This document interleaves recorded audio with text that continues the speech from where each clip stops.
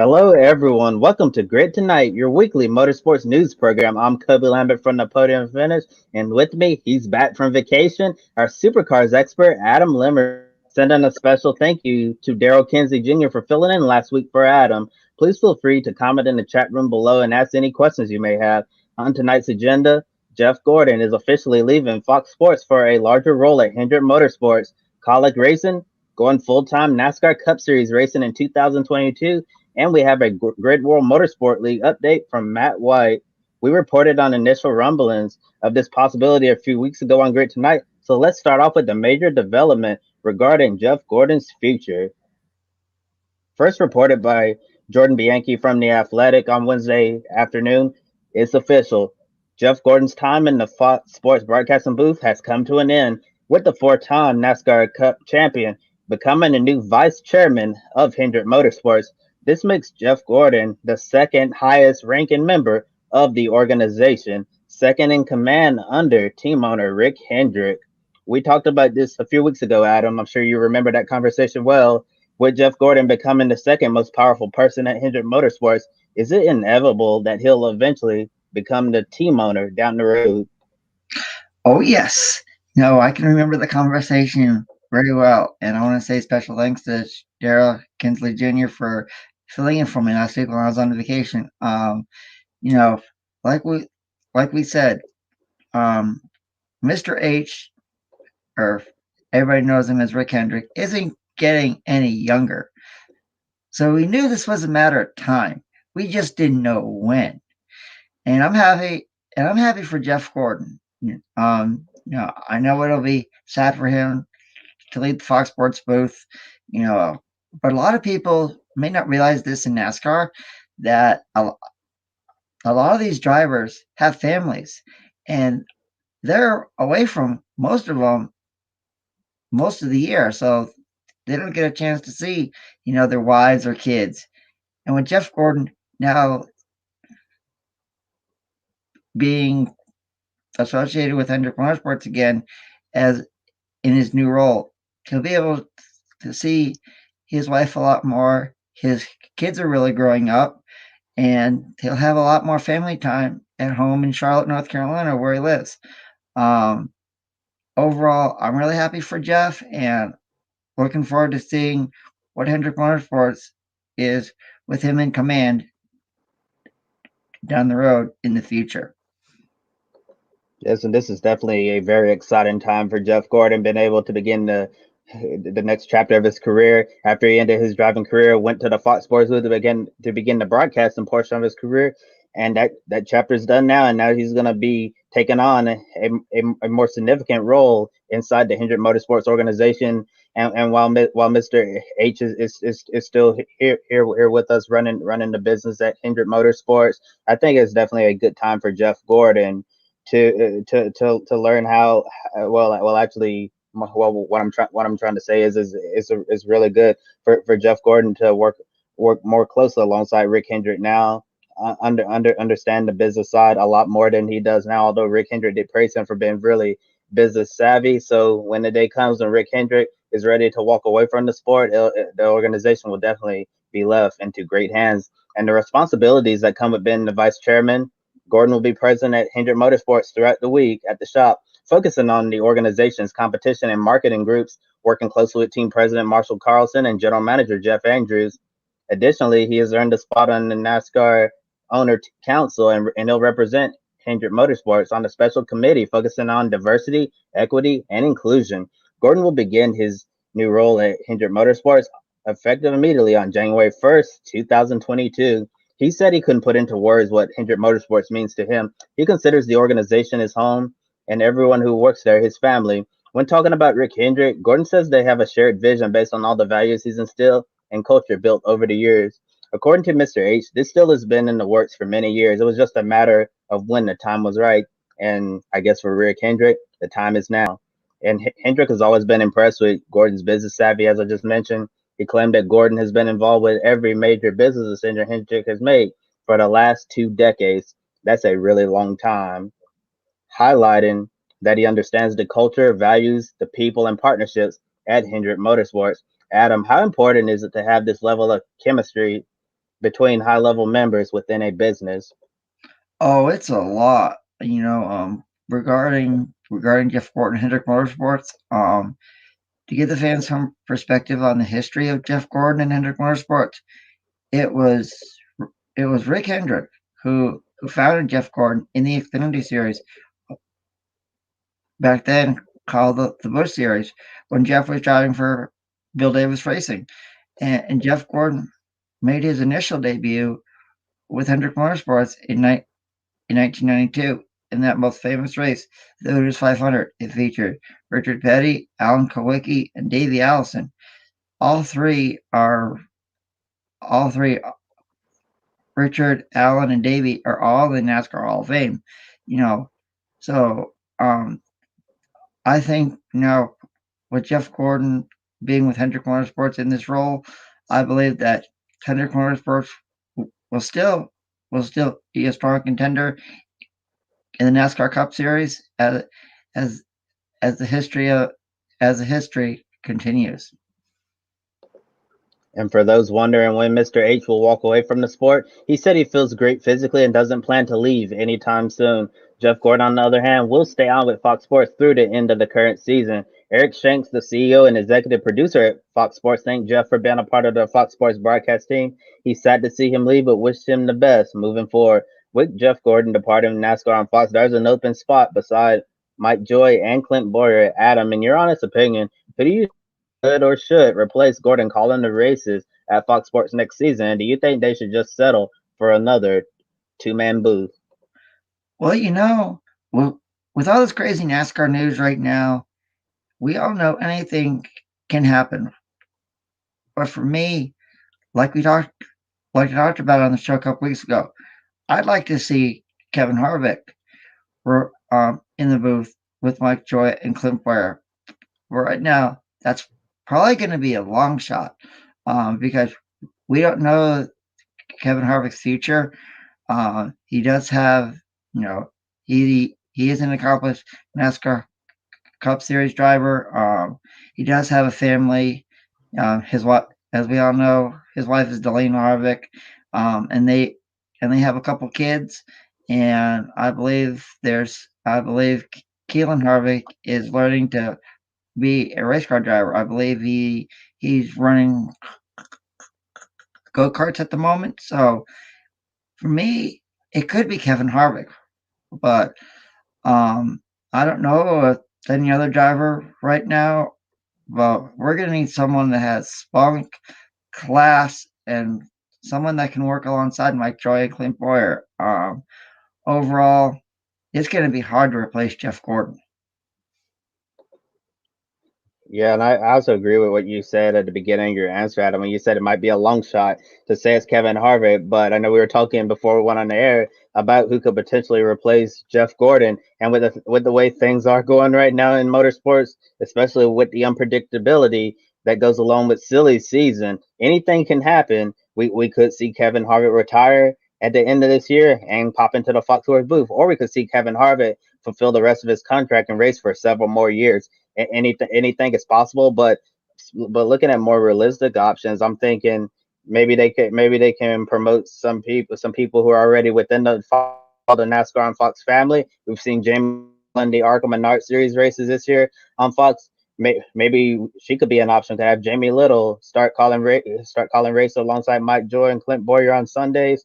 I know Adam Alexander, Vince Welch have been busy in the Xfinity Series and Truck Series as well, so I'm sure they could definitely be an option. But if I had to pick one person, even if it's short term, I really like to see Larry Mack come back in the booth. I know a lot of other people feel the same way. Really enjoy Larry Mack's insights and believes that he adds a ton to the NASCAR Cup Series broadcast in a smaller role, and a lot of people would really like to see Larry Mack return to the booth. So if I had to pick one, that's the guy I'd pick to join Clint Boyer and Mike Joy. I almost said Jeff Gordon there. And now looking at some news that happened regarding MotoGP, they canceled this year's running of the Japanese Grand Prix due to the global pandemic. Instead, American race fans, get on your feet because MotoGP is returning to the United States to race at Circuit of the Americas on October 3rd. I'm sure American MotoGP fans will be really excited to see their favorite riders back stateside once again with uncertainty about some of the remaining races on the current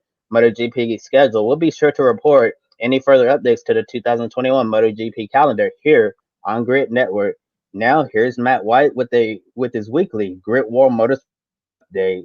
Hi everyone, Matt White here from the Grid World Motorsport League. It's time for another Grid World Motorsport League update. Week number 17 now of 2021 for scoring.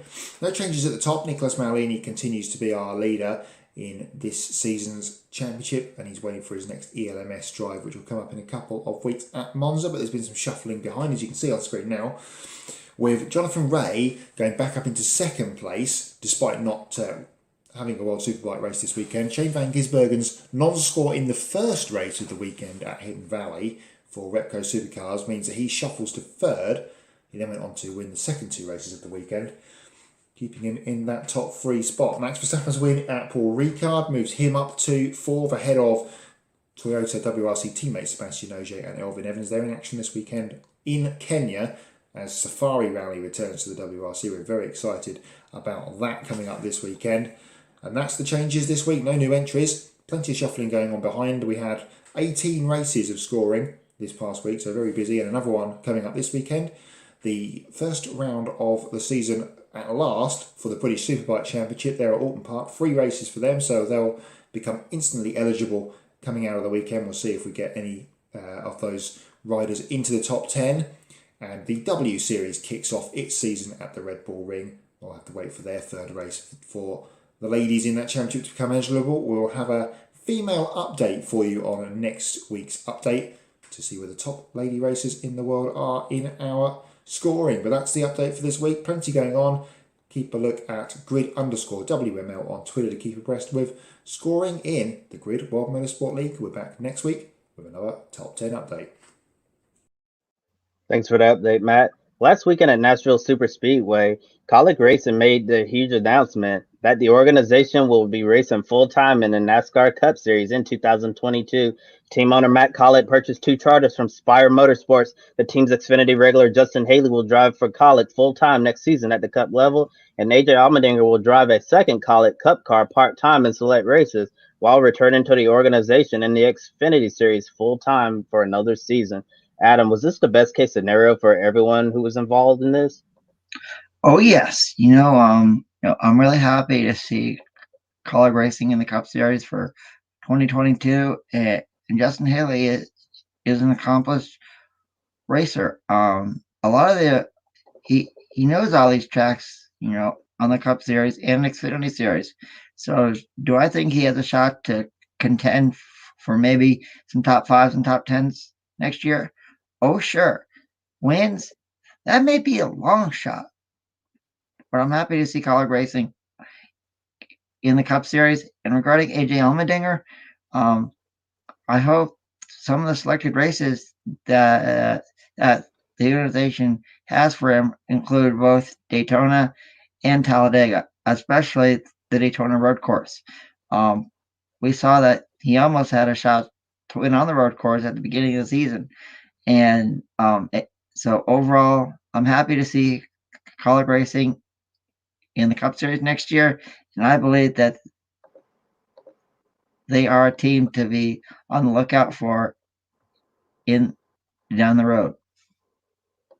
And before I respond to your answer, Adam, we have a viewer asking a question here. Last name says, "Do you think the Formula One race will be good?" And looking at the Formula One calendar, it looks like we're going to be racing at the Red Bull Ring, a part of two double headers at the Red Bull Ring in Austria. I think it's certainly a possibility that the Formula One race will be really interesting. I mean, look at the French Grand Prix. The French Grand Prix this past week is typically the one race on the schedule where Formula One fans do not look forward to. They consider it the most boring track on the calendar. But look what happened. It delivered an exciting finish between Max Verstappen and Sir Lewis Hamilton. Nobody could have predicted that. And I think heading into the next 2 race weekends at Austria, it's certainly going to be interesting. And it would not surprise me if we see another thrilling finish in one of those 2 races, or even both if we're lucky. And to respond to what you were saying, Adam, about Kaulig Racing, I think it was a really great thing to happen. Justin Haley's been Kaulig Racing's the longest serving Kaulig Racing driver. He's been really loyal to that organization. Matt Kaulig spent several years in the Xfinity Series. getting all of the experience, and also running a lot of cup races this year with Spire Motorsports. I believe I have to double check this, but I believe Justin Haley's run almost every single Cup Series race in the number 77 Chevrolet outside of that dirt race when they had Stuart Friesen come in. And I think good for Justin Haley to get that NASCAR Cup Series experience. Although Spire Motorsports is not does not have the most competitive equipment, Justin Haley's still logging laps, getting experience. And I think when he goes racing full time in the NASCAR Cup Series with Kaulig Racing, I think that's going to serve him well. Look how much it helped Ross Chastain getting all of that experience and equipment that's not that competitive. And Ross Chastain had a really good weekend at Nashville Super Speedway, finishing run up to Kyle Larson, who's dominating everything NASCAR. And to go back to Formula One for a second before we continue talking about Kaulig Racing, our supercars expert Adam Lemerise wants to chime in about the final question regarding Formula One. I do believe that the upcoming Formula One races at the Red Bull Ring in Austria will be really good. Um, as as we said, regarding the French Grand Prix at Circuit Paul Ricard, I was looking this afternoon, and and they said from ESPN that it was the highest rated Formula One race of the year. Over 1 million people watched the exciting battle between Max Verstappen and Lewis Hamilton. So I believe when it comes to the upcoming races at the Red Bull Ring, it's going to be Max Verstappen versus Lewis Hamilton again.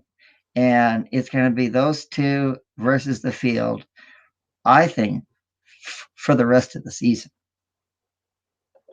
Yes, it definitely looks like the 2021 Formula One Championship battle might be a historic one between Lewis Hamilton, Max Verstappen, Mercedes versus Red Bull. It's definitely going to be exciting watching these two drivers battle week after week. And I really do think that unless one driver runs into major issues, I think the championship battle is going to go down to the very final race, the season finale, the Yas Marina Grand Prix in Abu Dhabi. And now back to NASCAR and Kaulig Racing. In 2016, Matt Collett decided to start up a NASCAR team in the Xfinity Series, filled in the number 11 Leaf Filter Chevrolet for Blake Cook.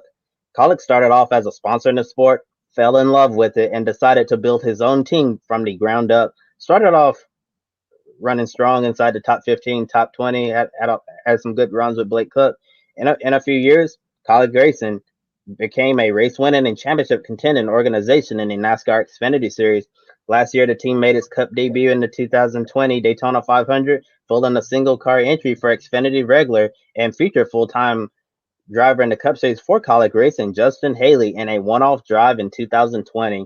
This year, to go along with running 3 full-time Xfinity teams for Haley, Allmendinger, and Jeff Burden, Kaulig also expanded its Cup program to run select races on super speedways and road courses. So far, Kaz Grala ran at Daytona and Talladega, had an impressive top 10 finish at Dega.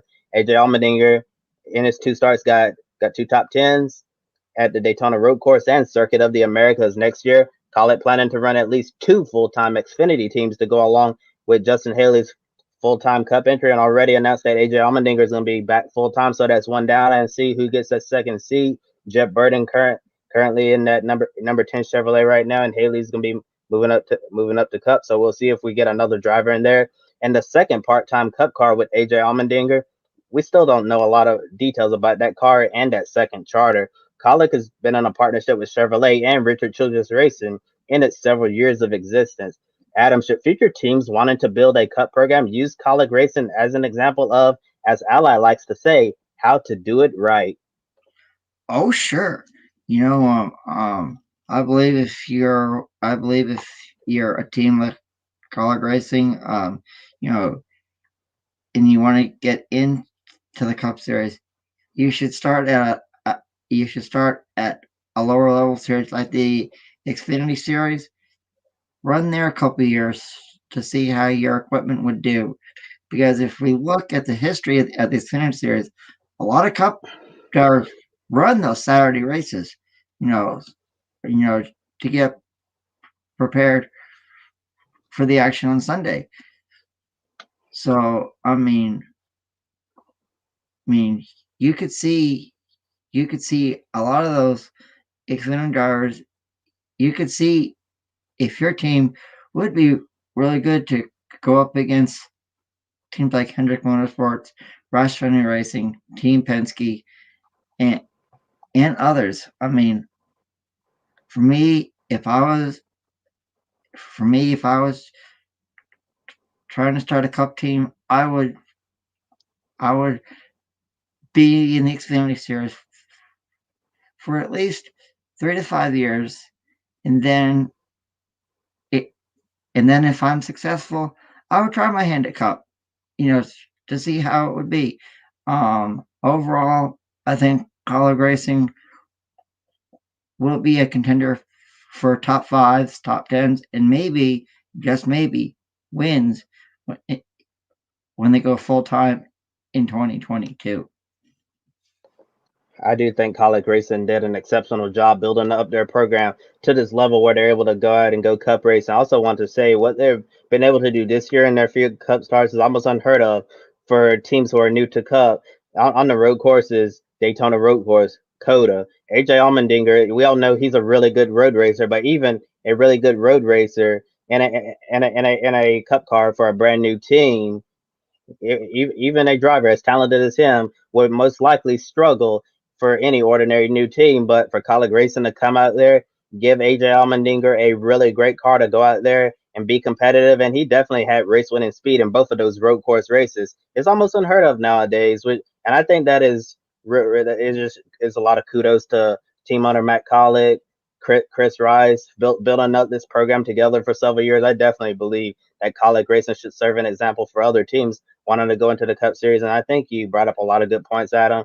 Start off in Xfinity, run 3 to 5 years. And one other thing, please get a technical alliance with a contending team, a team that has good equipment. I think the technical alliance with RCR has done this team a lot of wonders and helped them move forward in many ways and going to the Cup Series next year, continuing that partnership. I think that's only going to make Kaulig Racing much better into the future. And who knows? We saw with Stewart Haas Racing when they first got started, got along with Hendrick Motorsports. They were getting all Hendrick equipment and all of that. And eventually, Stewart Haas Racing got to the level where they no longer needed Hendrick Motorsports and started building their own equipment and all of that. And eventually, all things turned out well for Stewart Haas Racing. They were able to be competitive on their own, and they did not have to rely on a much better team. And I think if Kaulig Racing keeps down this path, someday they may not need RCR anymore, and they can start building their own stuff and helping out new teams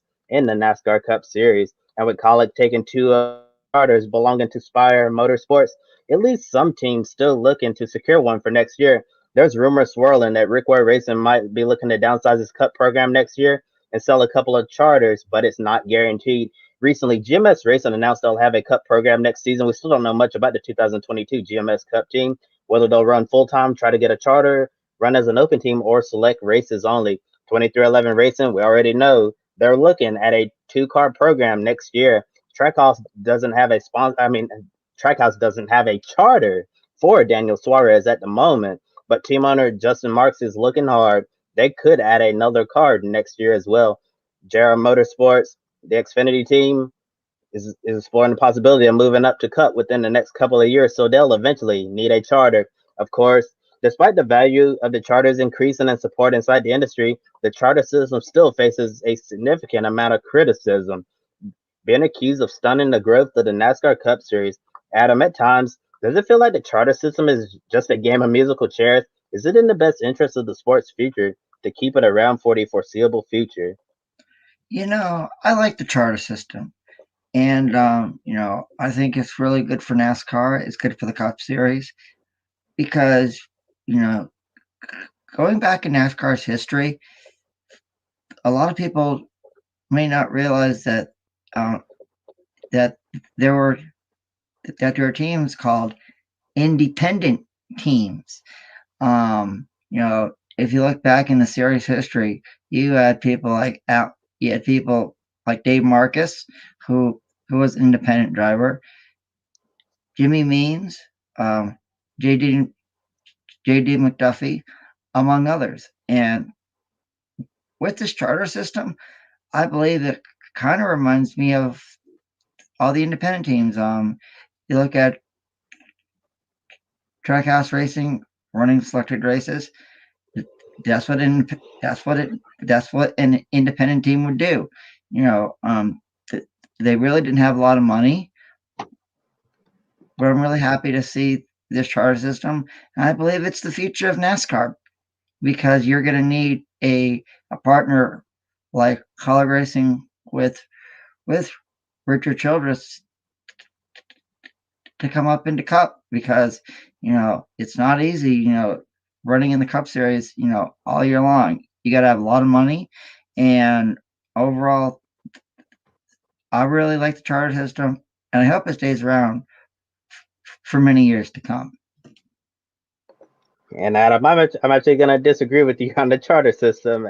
Adam, for me, speaking as someone who doesn't understand this aspect of the business side of NASCAR, I'm not really a big fan of the charter system. If we keep it around, I like to see more charters in play, like go back to a 43 car field and add 40 charters. So those teams that are trying to secure the 36 charters, especially with the Cup Series expected to grow in the upcoming years, so we can get more teams into the field. But overall, I think you're right about one thing, Adam. The charter system is here to stay, whether or not we like it or not. It seems to be the business model that's preferred right now, and I just don't see a way where they're just gonna gut the charter system and go to something new. Ideally, I'd like for us to go back to the top 35 and owners points been locked in to every race.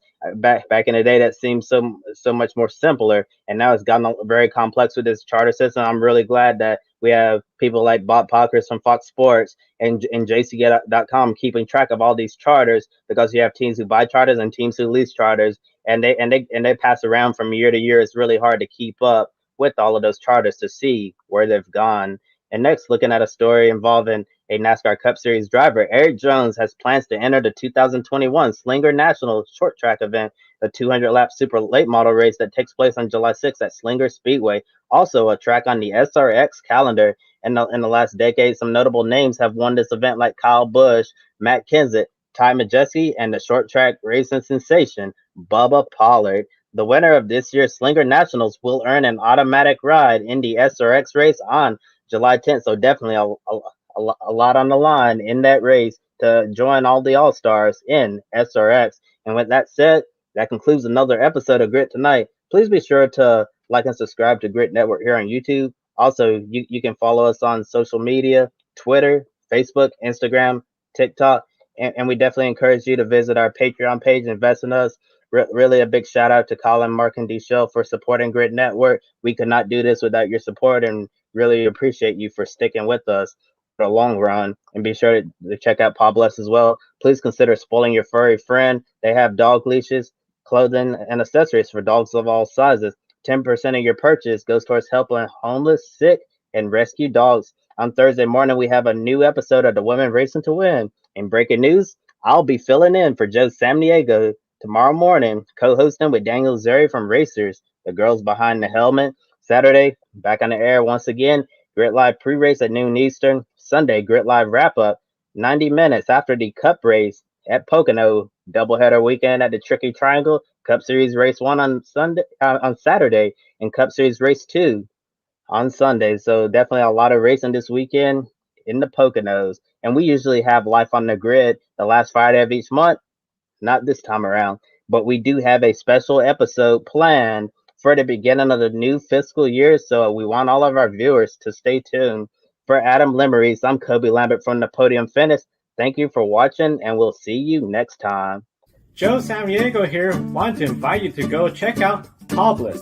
Pawbless is a dog clothing and accessory company based in Austria. 10% of each of your purchases goes to helping dogs in need, whether it's homeless, sick, or ill dogs. This is one of the reasons why we support it. Kiska here is a rescue dog from rural Alaska and our Grid office dog. We care about our furry buddies, and we know you do as well. Definitely check out pawbless.com. There's a link on the video description, and by clicking on that link, you get a 10% discount on your purchase as well.